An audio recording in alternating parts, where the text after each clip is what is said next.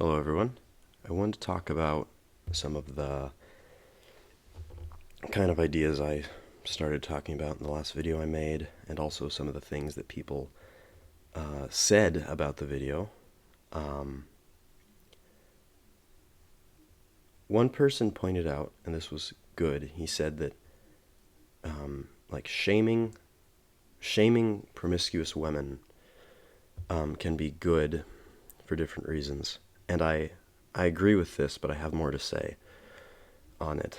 So in if you think of a classic like wholesome society, you might have like an image that's very easy to imagine is the older women kind of giving the stink eye to the younger women when they like act a certain way or dress a certain way, and that's fair, and it's probably good. I think that normally speaking, the way things should work is that the older people in the society are kind of they kind of hold the youth back maybe a little bit sometimes. It's there's a normal relationship that can happen there, that the youth are a little too prone to being liberal and the older people are a little too conservative maybe.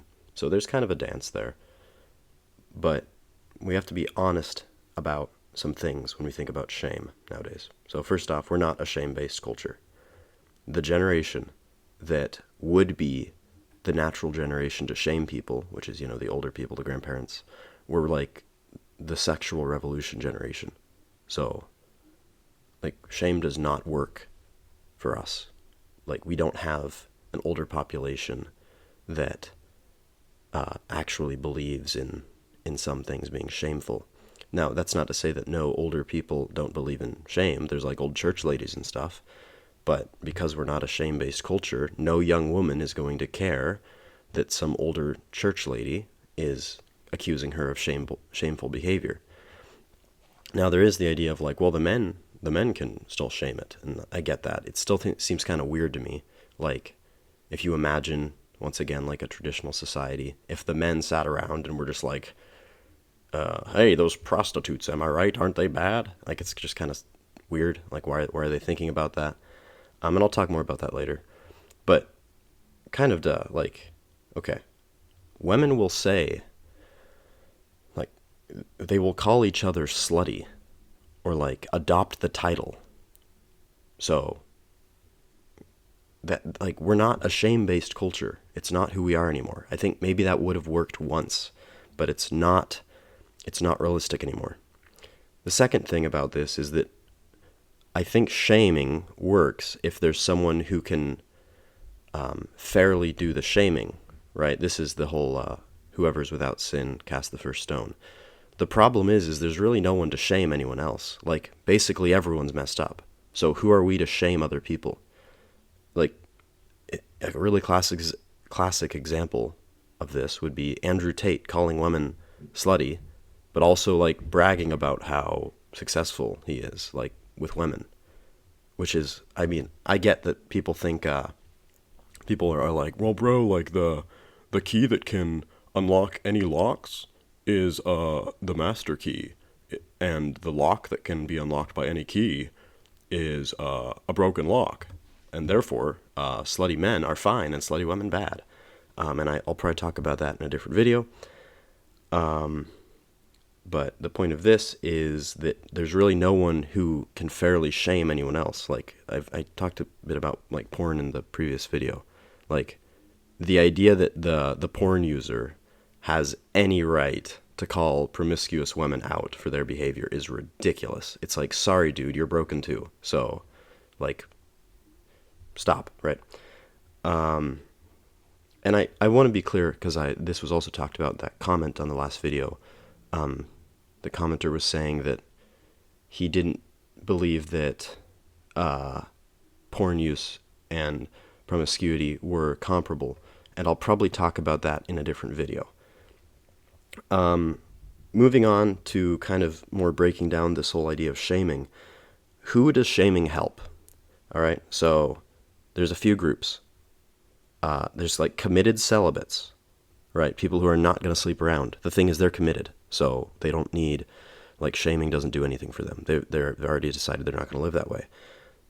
There's promiscuous people, and I don't really think that any of those people, like if I was a promiscuous woman and some man was like, "Oh, you slut," I'd be like, you're dumb. You probably watch porn. You're no better than me, and I like being a slut. So shut up. I don't think shaming works right now. I'm also going to discuss what actually does seem like it would work a little bit later. And then there's the group of like people who aren't decided. They haven't decided to be promiscuous or not promiscuous yet. They're kind of making up their mind. And if you're making up your mind, you're probably young. So like what would actually help there is just like, that's probably the group that shame makes the most sense for, but ideally you just, you get raised well, and, your parents like model good behavior and everything, so you're not interested in that kind of life. But realistically, that's probably the smallest group, especially nowadays. I think most people are either like, they have an actual reason for not sleeping around, or they're very, there's like a reason they couldn't sleep around, like they're unattractive or something, or they're promiscuous. And kind of more with this shaming idea, I think it's a little naive about the place we're in as a society. So shaming, you can shame if there's, how do I put this? If everyone in a group is doing the same thing, shame does not hold the same weight, right? Shame works if it's like, there's a school, right? Say there's a school and there's like 3 delinquent students. You might be able to shame them into being better. But if the whole school is delinquent, just shaming them is like they're a bigger group than you, right? Like they're actually setting the norm now. The norm is delinquency. So if the norm is delinquency, shame is like they're going to laugh at you. But if you want to actually get somewhere, you're going to have to explain to them, not just shame-based, but like why this behavior is not something that they should want. Okay. I'm trying to make sure I got all of that. Okay. Kind of more to the title of this video.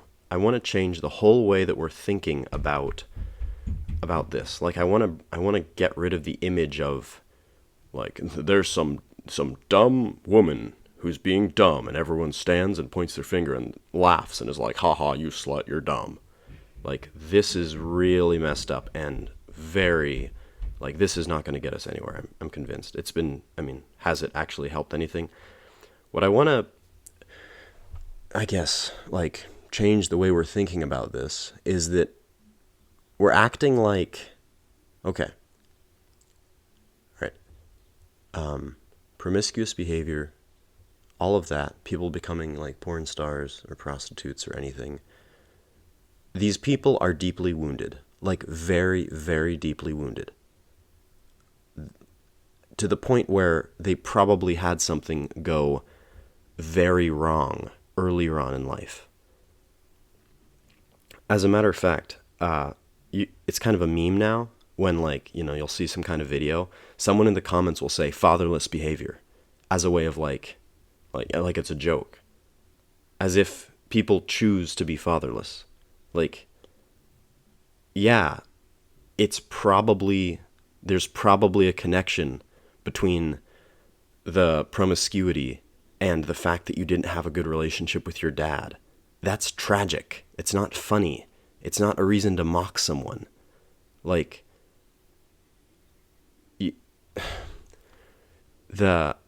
okay. So people talk about like with porn, it's like, man, I was exposed when I was super young and like, I was 9, dude, and I kind of got hooked and like, now I still have that problem, but it's different because I was exposed when I was really young. And I'm sorry, but most people who like say become porn stars or become like really promiscuous in college or whatever, do you think that they didn't get set down that dark path when they were not very young? Like, most of these people didn't have good, wholesome childhoods.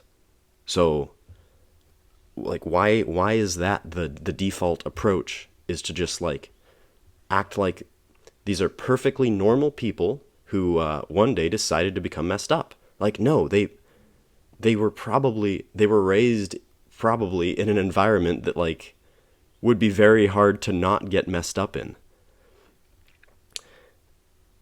these different behaviors, like all the like sleeping around and stuff, and this is kind of stuff I talked about in the last video, they are very much symptoms of like very deep wounds, right? Like deeply wounded people, people who have very deep, like they're symptoms of brokenness. So how do you help a broken person? We think very much about guilt and shame and all of that. And like I said, sorry, like we're beyond shame as a culture now. Like you're not going to be able to like embarrass a woman, embarrass someone into some different kind of behavior. Like this is the ways that would be shamed, that you could shame someone, are taken as banners and like paraded as symbols of some kind of liberation, some kind of victory. So I think if we're actually trying to help people, like I may have already talked about this, but I'm going to talk about it again. We're thinking so much about like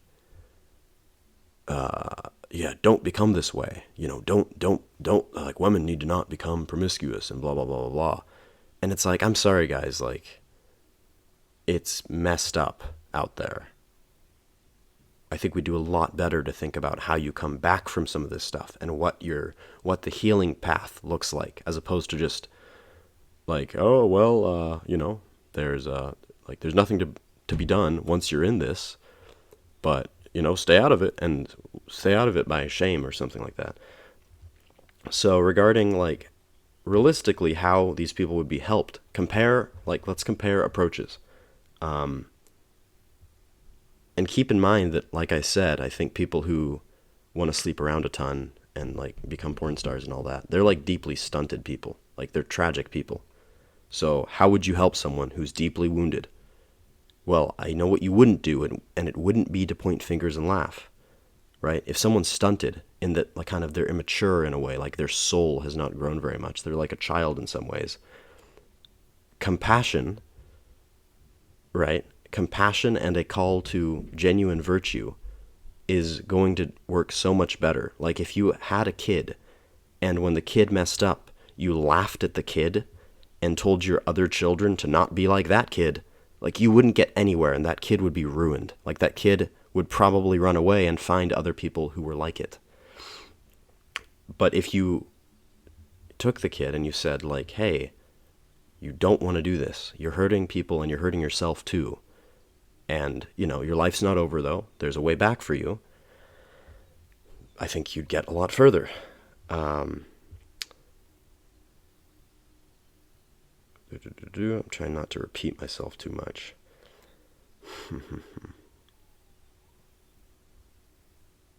Yeah, kind of more okay, I kind of just talked about that point. My notes are pretty weird.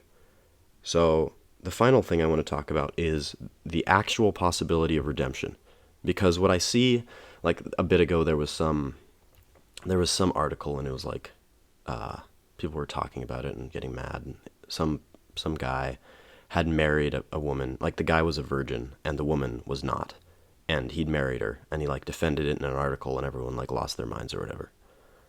And I think if that bothers you, there's two things. You probably think the guy's naive, for one thing, and I think there's also a feeling that you can't come back from certain things. Like if you were promiscuous, bro, you're just done.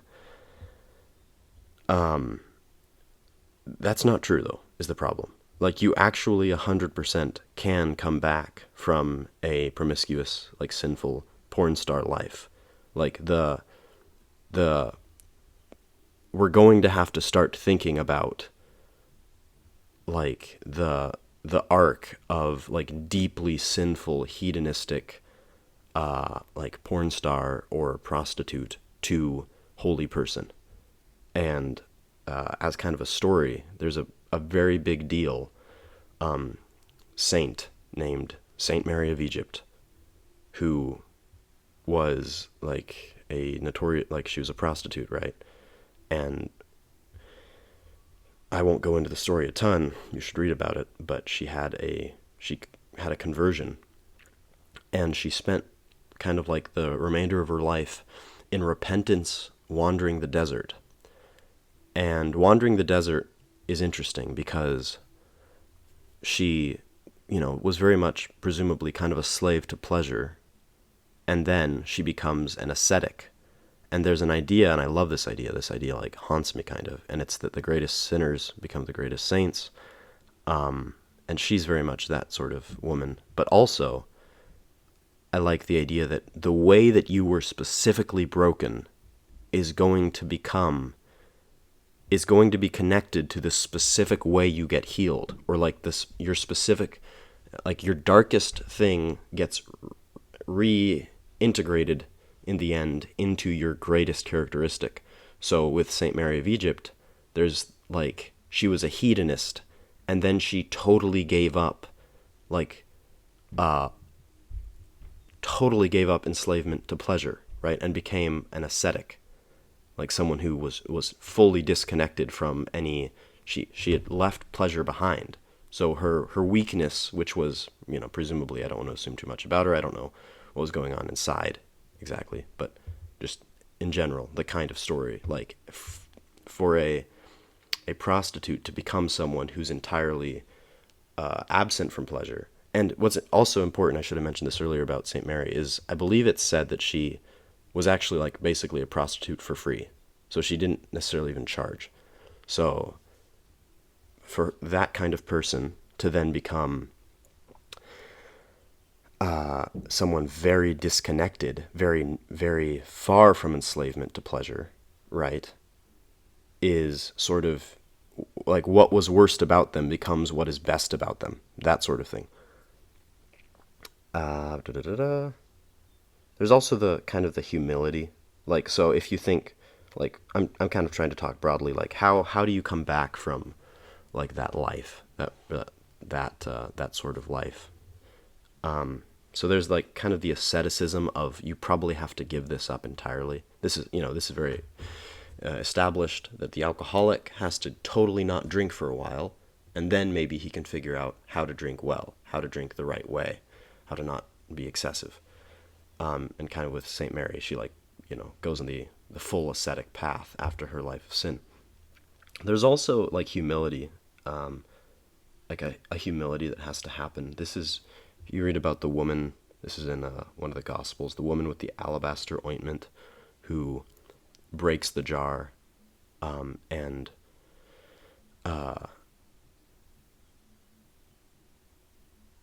washes the feet of Christ with her hair and her tears, like fully humbles herself, fully like, does something that entirely lets the old self die. I'll put it that way. Like I'm going to buy something expensive and just kind of in front of everyone, like humble myself about as much as a person could be humbled. Because like your hair, the hair is like the glory of a woman in a lot of ways. And then to wash someone's feet with your hair, think about that. Think about how you're posturing yourself before that person. It's like about the most profound kind of humility. Kind of more in this sort of category of ideas, with the whole like redemption being possible for promiscuous women. I think a lot of people, when they act like redemption isn't possible, what they're actually saying is that it would never be a good idea to marry this person, right? Unfortunately, they're not even thinking about like the state of their soul. They're just like, never marry a woman with a past. And I get that. Like, maybe there is some wisdom there. But I could just as well turn around and say, never marry a man with a past. And most people have pasts now. So, like, very well, we can either, nobody can get married and like no babies can be born and blah, blah, blah. Or you can figure out how it is that a very messed up woman and a very messed up man could fall in love and, kind of grow in that. All right. Thanks.